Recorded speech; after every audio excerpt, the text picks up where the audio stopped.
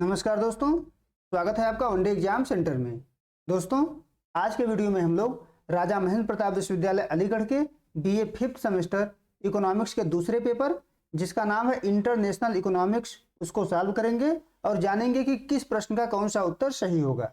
हम लोग जिस पेपर को सॉल्व करने जा रहे हैं वो सत्र 2023-24 का पेपर है और उसका बुकलेट सीरीज है डी। चलिए बिना देर किए जानते हैं कि किस प्रश्न का कौन सा उत्तर सही होगा। आपका पहला प्रश्न है, अंतर्राष्ट्रीय व्यापार विकास का इंजन है, यह कथन दिया, यानी यह कथन किसके द्वारा कहा गया है? ए है हेनरी गोमेज के द्वारा, बी है रॉबर्टसन के द्वारा, सी है पिगू के द्वारा और डी है एडम स्मिथ के द्वारा। डी ऑप्शन आपका सही हो जाएगा, एडम स्मिथ के द्वारा यह कथन कहा गया है। दूसरा प्रश्न है, इस संस्था को नरम ऋण देने वाली संस्था के रूप में जाना जाता है?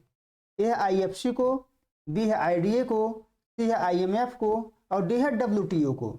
बी ऑप्शन आपका सही हो जाएगा, IDA जो विश्व बैंक का हिस्सा है उसको नरम ऋण देने वाली संस्था के रूप में जाना जाता है। बी ऑप्शन यहाँ पर आपका सही हो जाएगा। तीसरा प्रश्न है, कौन सा संगठन विकासशील देशों को विकास परियोजनाओं और गरीबी उन्मूलन के लिए वित्तीय सहायता और तकनीकी विशेषज्ञता प्रदान करता है? ए है विश्व व्यापार संगठन, बी है विश्व बैंक, सी है अंतर्राष्ट्रीय मुद्रा कोष और डी है संयुक्त राष्ट्र। यहाँ पर आपका बी ऑप्शन सही हो जाएगा, विश्व बैंक के द्वारा यह ऋण प्रदान किया जाता है। आगे बढ़ते हैं, चौथा प्रश्न है, निम्नलिखित में से किस संगठन को 1995 में विश्व व्यापार संगठन के द्वारा प्रतिस्थापित किया गया था? ए है गैट को, बी है अंतर्राष्ट्रीय मुद्रा कोष को, सी है विश्व बैंक को और डी है ओपेक को। ए ऑप्शन सही हो जाएगा आपका, जब विश्व बैंक की स्थापना हुई थी तो विश्व बैंक ने गैट को प्रतिस्थापित किया था। चौथे का ए ऑप्शन सही हो जाएगा। पांचवा प्रश्न है, निम्नलिखित में से कौन सी संस्था विश्व बैंक समुदाय का हिस्सा नहीं है? आपको बताना है इसमें से कौन सी संस्था विश्व बैंक समुदाय का हिस्सा नहीं है। ए है IBRD, बी है WTO, सी है IDA और डी है IFC। बी ऑप्शन आपका सही हो जाएगा, WTO यानी विश्व व्यापार संगठन जो है विश्व बैंक का हिस्सा नहीं है, बाकी जो तीनों संस्थाएं हैं विश्व बैंक के अंतर्गत ही आती हैं। छठा प्रश्न है, राष्ट्रों के बीच व्यापार के नियमों से निपटने वाली अंतर्राष्ट्रीय संस्था कौन सी है? ए है UNO, बी है WTO, सी है STO और डी है ओपेक। यहाँ पर बी ऑप्शन छठे का सही हो जाएगा, WTO। आगे बढ़ते हैं, सातवां प्रश्न देखते हैं, निम्नलिखित में से कौन सा क्षेत्रीय व्यापार समझौता नहीं है? आपको बताना है इसमें से कौन क्षेत्रीय व्यापार समझौता नहीं है।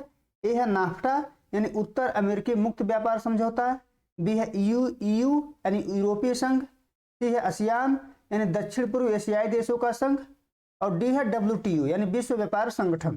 सातवें का डी ऑप्शन आपका सही हो जाएगा, विश्व व्यापार संगठन जो है क्षेत्रीय व्यापार समझौता नहीं है। डी ऑप्शन आपका सही हो जाएगा। आठवां प्रश्न है, अंकटाड का पूर्ण रूप है? अंकटाड का फुल फॉर्म यहाँ पर आपसे पूछा गया है।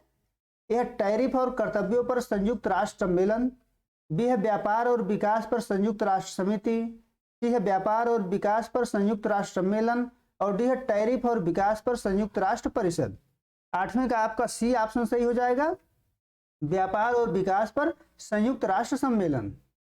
आगे बढ़ते हैं, नौवां प्रश्न देखते हैं, दक्षिण दक्षिण सहयोग का अर्थ है?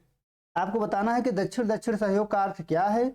यह है एक विकासशील देश से दूसरे विकासशील देशों में संसाधनों का प्रवाह, बी है उभरती अर्थव्यवस्थाओं के बीच राजनयिक संबंध बढ़ाना, सी है विकासशील देशों के बीच निवेश बढ़ाना और डी है देशों के बीच बढ़ता व्यापार। यहाँ पर आपका नौवें का ए ऑप्शन सही हो जाएगा, दक्षिण दक्षिण सहयोग का आशय है एक विकासशील देश से दूसरे विकासशील देशों में संसाधनों का प्रवाह। आगे बढ़ते हैं, 10वां प्रश्न है, वैश्वीकरण ने नए अवसर पैदा किए? आपको बताना है इसमें से कौन से नए अवसर प्रदान किए हैं। ए है रोजगार, बी है उभरती बहुराष्ट्रीय कंपनियां, सी है सेवाएं प्रदान करना और डी है उपरोक्त सभी। डी ऑप्शन आपका सही हो जाएगा, वैश्वीकरण ने ऊपर दिए गए सभी प्रकार के अवसर पैदा किए हैं, तो 10वें का डी ऑप्शन आपका सही हो जाएगा। 11 नंबर प्रश्न है, सरकार ने भारत में निवेश के लिए बाधाएं कब हटाई? ए है 1990 में, बी है 1991 में, सी है 1992 में और डी है 1993 में। यहाँ पर आपका बी ऑप्शन सही हो जाएगा, 1991 में सरकार ने वैश्वीकरण की नीतियों को अपनाया और निवेश के लिए भारत में बाधाएं समाप्त हो गई, तो 11 का बी ऑप्शन आपका सही हो जाएगा। 12 नंबर प्रश्न है, निर्यात और आयात के बारे में सरकार की नीति कहलाती है? सरकार की नीति क्या कहलाती है? यह है वाणिज्यिक नीति, बी है राजकोषीय नीति, सी मौद्रिक नीति और डी है वित्त नीति। यहाँ पर ए ऑप्शन सही हो जाएगा, वाणिज्यिक नीति। 13 नंबर प्रश्न है, आयातों को नियंत्रित करने के लिए किस विधि का प्रयोग किया जाता है? यह है बिक्री कर, बी है आय कर, सी है हीनार्थ प्रबंधन और डी है कोटा प्रणाली। 13 का डी ऑप्शन सही हो जाएगा, आयातों को नियंत्रित करने के लिए कोटा प्रणाली का उपयोग किया जाता है। 14 नंबर प्रश्न है, प्रशुल्क का मुख्य प्रभाव क्या है? प्रशुल्क का मुख्य प्रभाव क्या है? यह है राजस्व प्रभाव, बी है संरक्षण प्रभाव और सी है उपभोग प्रभाव, डी है उपरोक्त सभी। यहाँ पर डी ऑप्शन सही हो जाएगा, यानी टैरिफ का ये सभी प्रभाव होते हैं, राजस्व प्रभाव, संरक्षण प्रभाव और उपभोग प्रभाव। तो डी ऑप्शन 14 का सही हो जाएगा। 15 नंबर प्रश्न है, विनिमय दर है, आपको बताना है कि विनिमय दर क्या है?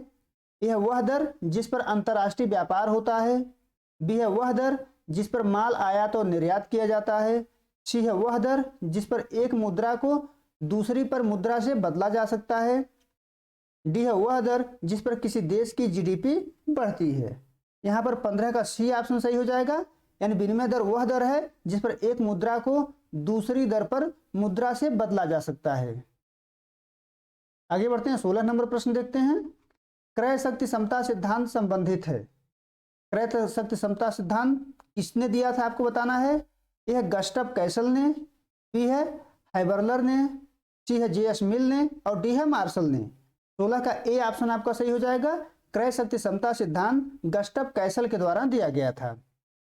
आगे बढ़ते हैं, 17 नंबर प्रश्न है, 2007 या 8 का वित्तीय संकट निम्नलिखित देश में शुरू हुआ। आपको बताना है किस देश में शुरू हुआ था। ए है यूनान में, बी है इंग्लैंड में, सी है संयुक्त राज्य अमेरिका में और डी है रूस में। यहाँ पर सी ऑप्शन सही हो जाएगा, 2007-8 का जो वित्तीय संकट था वो अमेरिका में शुरू हुआ था। 18 नंबर प्रश्न है, 2007-8 के वित्तीय संकट के बाद शुरू हुई आर्थिक मंदी की अवधि और दुनिया भर में कई देशों को प्रभावित करने की अवधि को कहा जाता है। आपको बताना है क्या कहा जाता है। यह महान पतन, बी है महान मंदी, सी है महान अवसाद और डी है ब्लैक फ्राइडे। यहाँ 18 का आपका बी ऑप्शन सही हो जाएगा, महान मंदी के नाम से जाना जाता है। आगे बढ़ते हैं, 19 नंबर प्रश्न है, अंतर्राष्ट्रीय व्यापार का आधुनिक सिद्धांत किसके द्वारा दिया गया। ए है जेएस मिल के द्वारा, बी है डेविड रिकार्डो के द्वारा, सी है हाइबरलर के द्वारा और डी है हेक्सर ओहलिन के द्वारा। 19 का आपका डी ऑप्शन सही हो जाएगा, अंतर्राष्ट्रीय व्यापार का आधुनिक सिद्धांत हेक्सर ओहलिन के द्वारा दिया गया था। 20 नंबर प्रश्न है, रिकार्डो का तुलनात्मक लाभ का नियम निर्भर करता है। आपको बताना है किस पर निर्भर करता है। ए है अवसर लागत सिद्धांत पर, बी है मूल्य के श्रम सिद्धांत पर, सी है घटते प्रतिफल के नियम पर और डी है स्थिर प्रतिफल के नियम पर। 20 का आपका बी ऑप्शन सही हो जाएगा, रिकार्डो का तुलनात्मक लाभ का नियम जो है मूल्य के श्रम सिद्धांत पर आधारित है। 21 नंबर प्रश्न देखते हैं, हाइबरलर के अनुसार समता लागत की स्थिति में दोनों देश प्राप्त करेंगे। क्या प्राप्त करेंगे। ए है पूर्ण विशिष्टीकरण, बी है आंशिक विशिष्टीकरण, सी है कैसा भी विशिष्टीकरण नहीं और डी है उपरोक्त में से कोई नहीं। यहाँ पर बी ऑप्शन आपका सही हो जाएगा, आंशिक विशिष्टीकरण। 22 नंबर प्रश्न देखते हैं, किसने कहा अंतर्राष्ट्रीय व्यापार अंतर क्षेत्रीय व्यापार की विशिष्ट दशा है। यह कथन किसके द्वारा कहा गया है, आपको बताना है। यह रिकार्डो के द्वारा, बी है मार्शल के द्वारा, सी है ओहलिन के द्वारा और डी है माल्थस के द्वारा। 22 का आपका सी ऑप्शन सही हो जाएगा, यह कथन ओहलिन के द्वारा कहा गया है। 23 नंबर प्रश्न है, प्रस्ताव वक्र का विचार दिया किसके द्वारा प्रस्ताव वक्र का विचार दिया गया था। यह है हेक्सचर के द्वारा, बी है ओहलिन के द्वारा, सी है रिकार्डो के द्वारा और डी है मार्शल के द्वारा। 23 का डी ऑप्शन आपका सही हो जाएगा, मार्शल के द्वारा प्रस्ताव वक्र का विचार जो है दिया गया था। आगे बढ़ते हैं, 24 नंबर प्रश्न है, एक सीधी रेखा वाला उत्पादन संभावना वक्र संबंधित होता है। किससे संबंधित होता है। यह स्थिर लागतों से, बी है वर्धमान लागत से, सी है ह्रासमान लागत से और डी है अवसर लागत से। 24 का ए ऑप्शन सही हो जाएगा, एक सीधी रेखा वाला उत्पादन संभावना वक्र स्थिर लागतों से संबंधित होता है। आगे बढ़ते हैं, 25 नंबर प्रश्न देखते हैं, पारस्परिक मांग का सिद्धांत किसने दिया। ए है जे एस मिल ने, बी है एडम स्मिथ ने, सी है मार्शल ने और डी है ओहलिन ने। यहाँ 25 का आपका ए ऑप्शन सही हो जाएगा। जे एस मिल के द्वारा पारस्परिक मांग का सिद्धांत दिया गया है। 26 नंबर प्रश्न है, किसने कहा शिशु का पालन करो, बालक का संरक्षण करो और वयस्क को स्वतंत्र छोड़ दो? यह कथन किसके द्वारा कहा गया है?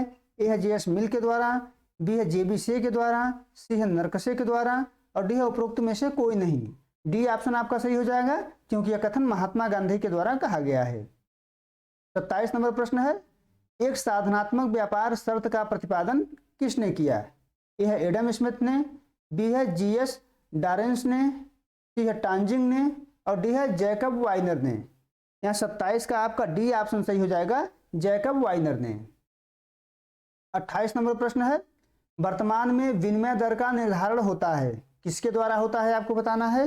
ए है आरबीआई के द्वारा, बी है करेंसी बास्केट के द्वारा, सी है आईएमएफ द्वारा और डी है विदेशी विनिमय बाजार में मांग व पूर्ति की शक्तियों द्वारा। डी ऑप्शन सही हो जाएगा। वर्तमान समय में विनिमय दर विदेशी विनिमय बाजार में मांग व पूर्ति की शक्तियों द्वारा निर्धारित होती है। आगे बढ़ते हैं, 29 नंबर प्रश्न देखते हैं। किसी देश के आयात निर्यात के अंतर को कहा जाता है, क्या कहा जाता है? यह व्यापार संतुलन, बी है भुगतान संतुलन, सी है अदृश्य व्यापार और डी है प्रतिकूल भुगतान संतुलन। ए ऑप्शन आपका सही हो जाएगा। किसी देश के आयात निर्यात के अंतर को व्यापार संतुलन के नाम से जाना जाता है। 30वां प्रश्न है, भुगतान संतुलन की असाम्यता को दूर करने के लिए कौन सा उपाय निम्न में से अपनाया जाता है? ए है विनिमय दर में वृद्धि, बी है अवमूल्यन, सी है स्फीति और डी है निर्यात पर प्रतिबंध। यहाँ पर बी ऑप्शन आपका सही हो जाएगा, अवमूल्यन को अपनाया जाता है। 31 नंबर प्रश्न है, प्रतिकूल व्यापार शर्तें भुगतान संतुलन में किस प्रकार का असाम्य उत्पन्न करती हैं? यह चक्रीय, बी है दीर्घकालीन, सी है संरचनात्मक और डी है अस्थायी। यहाँ पर 31 का ए ऑप्शन सही हो जाएगा, चक्रीय। आगे बढ़ते हैं, 32 नंबर प्रश्न है, निम्न में से क्या संरक्षण का प्रकार नहीं है? ए है तटकर, बी है उत्पादन पर शुल्क में वृद्धि, सी है अभ्यंश, डी है उपरोक्त में से कोई नहीं। यहाँ पर बी ऑप्शन आपका सही हो जाएगा। उत्पादन पर शुल्क में वृद्धि संरक्षण का तरीका नहीं होता है, बाकी तटकर लगा करके और अभ्यंश अपना करके आप संरक्षण कर सकते हैं। 35 नंबर प्रश्न है, यूरो डॉलर बाजार से आशय है। यूरो डॉलर बाजार से क्या आशय है आपको बताना है? यह एक परिवर्तनशील पूंजी बाजार, बी है सभी प्रमुख परिवर्तनशील मुद्राओं का बाह्य बाजार, सी है यूरोप में डॉलर का बाजार और डी है एक अंतर्राष्ट्रीय मुद्रा बाजार। बी ऑप्शन आपका सही हो जाएगा, सभी प्रमुख परिवर्तनशील मुद्राओं का बाह्य बाजार। 34 नंबर प्रश्न है, फेमा यानी विदेशी मुद्रा प्रबंध अधिनियम की स्थापना कब हुई? यह है जून 1, 1999, बी है जुलाई 20, 2000, सी है 1 जून 2000, डी है 1 जनवरी 2003। ये ऑप्शन आपका सही हो जाएगा, 1 जून 1999 में फेमा की स्थापना हुई थी। आगे बढ़ते हैं, 35 नंबर प्रश्न है, भुगतान संतुलन सदैव होता है? यह संतुलित होता है, बी है असंतुलित होता है, सी है धनात्मक संतुलित, डी है ऋणात्मक संतुलित। आपका ए ऑप्शन सही हो जाएगा, भुगतान संतुलन हमेशा संतुलित होता है। 36 नंबर प्रश्न है, निम्नलिखित में से कौन सा गैर प्रशुल्क अवरोध नहीं है? आपको बताना है कि इसमें से कौन गैर प्रशुल्क अवरोध नहीं है। यह है कोटा पद्धति, बी है आयात कर, सी है शासकीय व्यापार और डी है उपरोक्त सभी। यहाँ 36 का बी ऑप्शन सही हो जाएगा, आयातकार जो है गैर प्रशुल्क अवरोध नहीं है। आगे बढ़ते हैं, 37 नंबर प्रश्न देखते हैं, निम्नलिखित में से कौन सा विश्व बैंक का वैकल्पिक नाम है? यह है IBRD, बी है WB, सी है IDA और डी है IFC। ये ऑप्शन सही हो जाएगा, विश्व बैंक का जो वैकल्पिक नाम है IBRD है। 38 नंबर प्रश्न है, दक्षिण एशियाई क्षेत्रीय सहयोग संगठन यानी सार्क की स्थापना कब हुई थी? आपको बताना है कि सार्क की स्थापना कब की गई थी। ए है जून 1948 में, बी है जुलाई 1945 में, सी है दिसंबर 1985 में और डी है जून 1966 में। ये ऑप्शन आपका सही हो जाएगा, सार्क की स्थापना दिसंबर 1985 में की गई थी। 39 नंबर प्रश्न है, प्रारंभिक तौर पर ब्रिक्स में कितने देश थे? ए है 5 देश, बी है 7 देश, सी है 8 देश और डी है 9 देश। यहाँ पर ए ऑप्शन आपका सही हो जाएगा 5 देश। 40 नंबर प्रश्न है, अंतर्राष्ट्रीय मुद्रा कोष की वर्तमान में सदस्य संख्या है, कितनी सदस्य संख्या है आपको बतानी है। ए है 150, बी है 189, सी है 190 और डी है उपरोक्त में से कोई नहीं। 40 का सी ऑप्शन सही हो जाएगा। IMF में 190 सदस्य वर्तमान समय में हैं। 41 नंबर प्रश्न है, WTO की स्थापना हुई थी, WTO की स्थापना कब हुई थी आपको बताना है। ए है 1950 में, बी है 1990 में, सी है 1995 में और डी है 1998 में। यहाँ सी ऑप्शन सही हो जाएगा।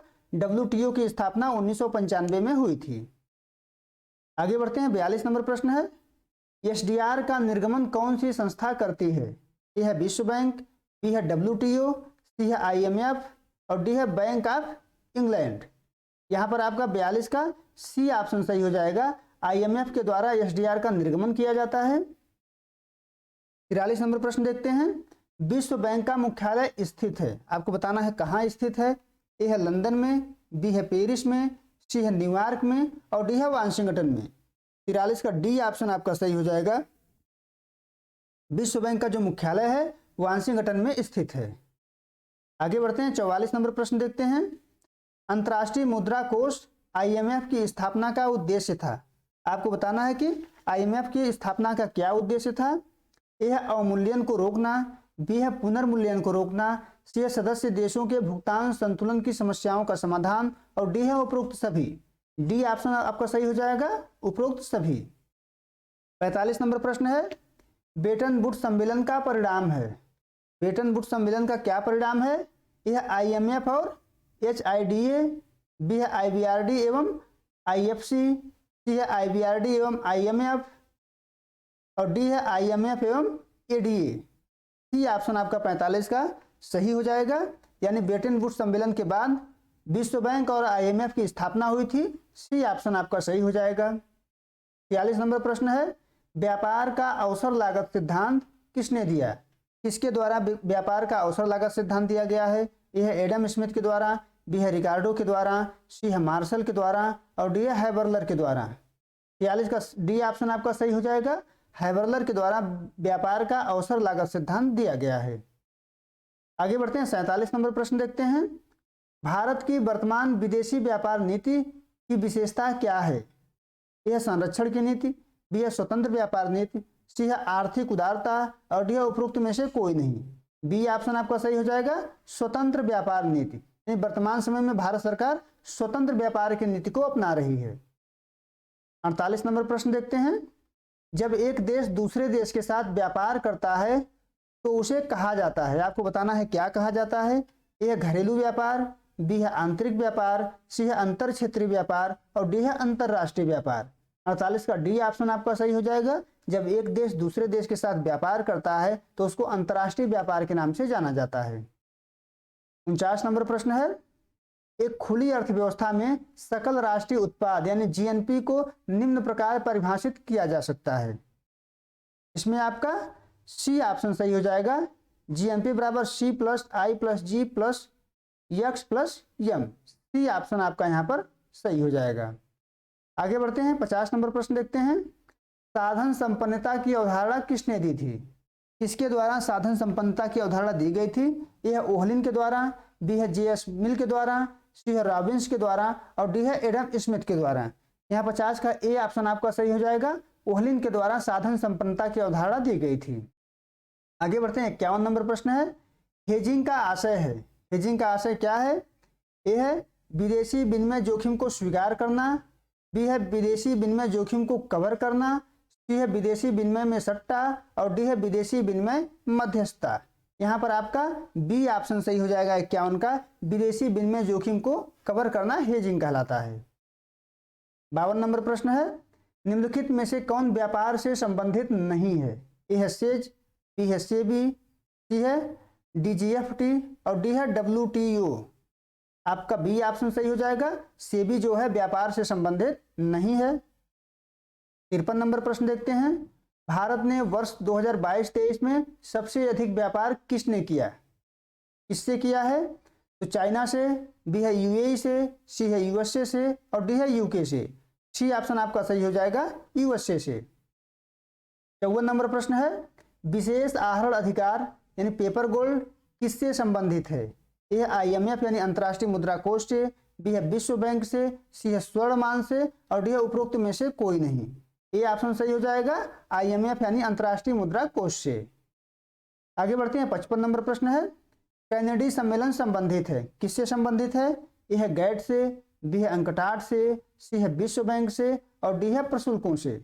ये ऑप्शन आपका सही हो जाएगा, कैनेडी सम्मेलन जो है गैट से संबंधित है। 56 नंबर प्रश्न है, निम्नलिखित में से कौन सा अंतर्राष्ट्रीय व्यापार है? दो देशों के बीच व्यापार, बी है क्षेत्रों के बीच व्यापार, सी है प्रांतों के बीच व्यापार और डी है दोनों यानी बी और सी। ये ऑप्शन आपका सही हो जाएगा, दो देशों के बीच जो व्यापार होता है उसको अंतर्राष्ट्रीय व्यापार के नाम से जाना जाता है। 57 नंबर प्रश्न है, अंतर्राष्ट्रीय व्यापार अंतर क्षेत्रीय व्यापार की एक विशिष्ट दशा है, यह किसका कथन है? आपको बताना है कि यह कथन किसका है। यह है बर्लर का, बी है ओहलिन का, सी है रिकार्डो का और डी है इनमें से कोई नहीं। यह कथन ओहलिन का है, 57 का बी ऑप्शन आपका सही हो जाएगा। आगे बढ़ते हैं, 58 नंबर प्रश्न देखते हैं, अंतर्राष्ट्रीय व्यापार में तुलनात्मक लाभ का सिद्धांत प्रतिपादित किया, किसके द्वारा अंतर्राष्ट्रीय व्यापार में तुलनात्मक लाभ का सिद्धांत दिया गया है? ए है किंडलबर्गर के द्वारा, बी है एडम स्मिथ के द्वारा, सी है डेविड रिकार्डो के द्वारा और डी है JS मिल के द्वारा। 58 का सी ऑप्शन आपका सही हो जाएगा, डेविड रिकार्डो के द्वारा। 59 नंबर प्रश्न है, व्यापार का अवसर लागत सिद्धांत किसने दिया है? ए है एडम स्मिथ ने, बी है रिकार्डो ने, सी है मार्शल ने और डी है हैबर्लर ने। यहाँ 59 का डी ऑप्शन आपका सही हो जाएगा, हैबर्लर ने। आगे बढ़ते हैं, 60 नंबर प्रश्न है, उपयोगिता के आधार पर व्यापार की शर्तों की विवेचना निम्नलिखित में से किस अर्थशास्त्री ने की है? ए है पीगू ने, बी है जैकब वाइनर ने, सी है मार्शल ने और डी है उपरोक्त में से कोई नहीं। 60 का बी ऑप्शन आपका सही हो जाएगा, जैकब वाइनर ने। आगे बढ़ते हैं, 61 नंबर प्रश्न है, पारस्परिक मांग का सिद्धांत किसने प्रतिपादित किया? ए है मार्शल ने, बी है एजवर्थ ने, सी है JS मिल ने और डी है हैबर्लर ने। सी ऑप्शन आपका सही हो जाएगा, पारस्परिक मांग का सिद्धांत JS मिल के द्वारा दिया गया था। आगे बढ़ते हैं, 62 नंबर प्रश्न है, बिना किसी सरकारी प्रतिबंध या टैरिफ के माल के निर्यात और आयात की प्रक्रिया को कहा जाता है? ए है मुक्त व्यापार, बी है संरक्षणवाद, सी है डंपिंग और डी है प्रतिबंध। यहाँ पर आपका ए ऑप्शन सही हो जाएगा, मुक्त व्यापार। 63 नंबर प्रश्न है, एडम स्मिथ ने समर्थन किया, ए है राष्ट्रों के बीच मुक्त व्यापार को, बी है राष्ट्रों के बीच व्यापार का विनियमन, सी है बंद अर्थव्यवस्थाएं और डी है उपरोक्त में से कोई नहीं। ए ऑप्शन आपका सही हो जाएगा, राष्ट्रों के बीच मुक्त व्यापार का। आगे बढ़ते हैं, 64 नंबर प्रश्न देखते हैं, संरक्षण के पक्ष में निम्नलिखित में से कौन सा तर्क गैर आर्थिक तर्क नहीं है? आपको बताना है कि इसमें से कौन सा तर्क गैर आर्थिक तर्क नहीं है। यह राष्ट्रीय सुरक्षा तर्क, बी है भुगतान संतुलन तर्क, सी है राष्ट्र के विशेष आधार संरचना को सुरक्षित रखने का तर्क और डी है देशभक्ति का तर्क। बी ऑप्शन आपका सही हो जाएगा, भुगतान संतुलन तर्क, यानी संरक्षण के लिए जो गैर आर्थिक तर्क नहीं है वह है भुगतान संतुलन तर्क। आगे बढ़ते हैं, 65 नंबर प्रश्न है, संरक्षण के संबंध में देश का पैसा देश में तर्क किसके द्वारा दिया गया? यह मार्शल के द्वारा, बी है पीगू के द्वारा, सी है अब्राहम लिंकन के द्वारा और डी है उपरोक्त में से कोई नहीं। सी ऑप्शन आपका सही हो जाएगा, अब्राहम लिंकन के द्वारा यह तर्क दिया गया था। 66 नंबर प्रश्न है, सीमा शुल्क संघ यानी कस्टम यूनियन का सिद्धांत संबंधित है, किससे संबंधित है? ए है हिक्स से, बी है जैकब वाइनर से, सी है चेमुलसन से, डी है ओहलिन से। यहाँ 66 का आपका बी ऑप्शन सही हो जाएगा, जैकब वाइनर से। 67 नंबर प्रश्न है, निम्नलिखित में से कौन ब्रिक्स का सदस्य देश नहीं है? ए है चीन, बी है रूस, सी है जापान और डी है दक्षिण अफ्रीका। सी ऑप्शन आपका सही हो जाएगा, जापान जो है ब्रिक्स का सदस्य देश नहीं है। 68 नंबर प्रश्न है, 15वां ब्रिक्स शिखर सम्मेलन कहाँ आयोजित हुआ? यह जोहान्सबर्ग दक्षिण अफ्रीका में, बी है रियो ब्राजील में, सी है शंघाई चीन में और डी है मॉस्को रूस में। ये ऑप्शन आपका सही हो जाएगा, जोहान्सबर्ग दक्षिण अफ्रीका में 15वां ब्रिक्स शिखर सम्मेलन आयोजित हुआ था। आगे बढ़ते हैं, 69 नंबर प्रश्न है, एक देश और शेष विश्व के बीच सभी आर्थिक लेन देन एक व्यवस्थित रिकॉर्ड है, किस नाम से उसको जाना जाता है आपको बताना है। यह व्यापार संतुलन, बी है लेन देन का संतुलन, सी है बजट और डी है भुगतान संतुलन। यहाँ 69 का आपका डी ऑप्शन सही हो जाएगा, भुगतान संतुलन। 70 नंबर प्रश्न है, व्यापार संतुलन की तुलना में भुगतान संतुलन एक अवधारणा है, आपको बताना है कैसी अवधारणा है। ए है व्यापक अवधारणा, बी है सामान्य अवधारणा, सी है संकीर्ण अवधारणा, डी है इनमें से कोई नहीं। ये ऑप्शन आपका सही हो जाएगा, व्यापक अवधारणा, यानी व्यापार संतुलन की तुलना में भुगतान संतुलन एक व्यापक अवधारणा है। 71 नंबर प्रश्न देखते हैं, भुगतान संतुलन खाते के घटक हैं। ए है पूंजी खाता, बी है चालू खाता, सी है ए और बी दोनों, डी है दोनों में से कोई नहीं। सी ऑप्शन आपका सही हो जाएगा, ए और बी दोनों। 72 नंबर प्रश्न है, भुगतान संतुलन घाटे को इसके द्वारा दूर किया जा सकता है।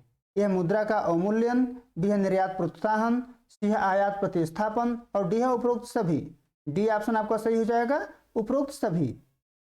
73 नंबर प्रश्न है, अवमूल्यन का अर्थ है। अवमूल्यन का क्या अर्थ है आपको बताना है। एक घरेलू मुद्रा का मूल्य की दूसरी मुद्रा में कम करना, बी है घरेलू मुद्रा के मूल्य की सराहना करना, सी है अन्य मुद्राओं में घरेलू मुद्रा का मूल्य बढ़ाना, डी है घरेलू मुद्रा के मूल्य को स्थिर करना। ये ऑप्शन आपका सही हो जाएगा, अवमूल्यन का अर्थ है घरेलू मुद्रा का मूल्य दूसरी मुद्रा में कम करना। आगे बढ़ते हैं, 74 नंबर प्रश्न देखते हैं, हैक्सर ओहलिन व्यापार सिद्धांत के अनुसार निम्नलिखित में से कौन सा अंतर्राष्ट्रीय व्यापार का कारण है। यह कारक उपलब्धता में अंतर, बी है उत्पादन लागत में अंतर, सी है व्यापार में अंतर और डी है मुद्रा प्रणाली में अंतर। यहाँ 74 का आपका ए ऑप्शन सही हो जाएगा, कारक उपलब्धता में अंतर। आगे बढ़ते हैं, 75 नंबर प्रश्न देखते हैं, अंतर्राष्ट्रीय व्यापार सिद्धांत जो है प्रावधान करता है कि पूंजी प्रधान देश को श्रम प्रधान वस्तुओं का निर्यात करना चाहिए और पूंजीगत वस्तुओं का आयात करना चाहिए, उसे कहा जाता है। यह वाणिज्यवाद सिद्धांत, बी है लियोनटिफ विरोधाभास, सी है हेक्सर ओहलिन सिद्धांत और डी है तुलनात्मक लाभ का सिद्धांत। आपका बी ऑप्शन सही हो जाएगा, लियोनटिफ विरोधाभास का सिद्धांत इसे कहते हैं। उम्मीद है दोस्तों आपको यह वीडियो पसंद आया होगा। आप हमारे चैनल को सब्सक्राइब करिए, वीडियो को लाइक करिए, शेयर करिए। बहुत बहुत धन्यवाद।